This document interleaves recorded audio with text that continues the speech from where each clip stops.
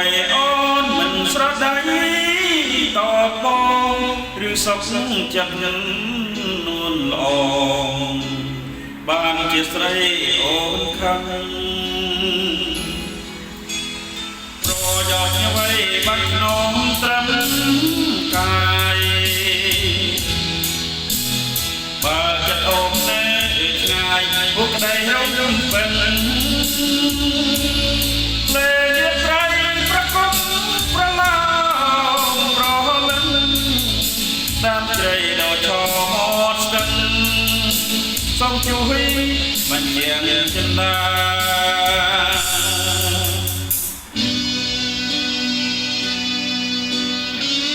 បាទសួស្តី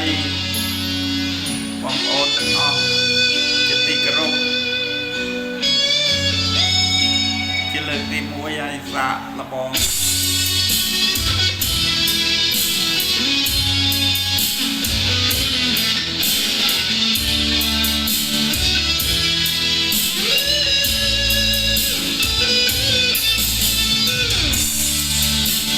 ុខសប្បាយអស់គ្នាបងប្អូន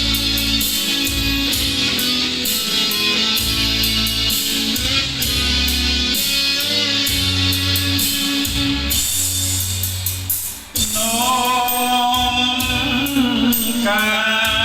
យឃ្លាតឆ្ងាយចិត្តនឹងស្នេហ៍ក្នុងនឹងតងស្រែក្រំខែថ្លា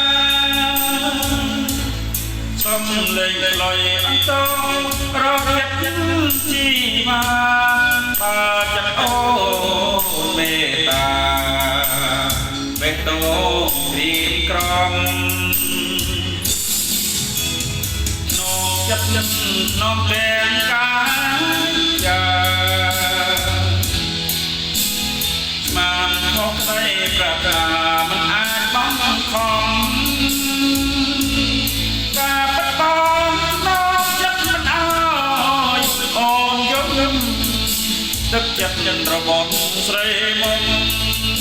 បញ្ជាក់មិនស្នេហាអ្នកណាទៅបានចិត្តស្រីបានរកឈ្មោះប្រក្តីអាណិតសូមប្រាប់ថាប៉ិតនឹងអើយរៀបផង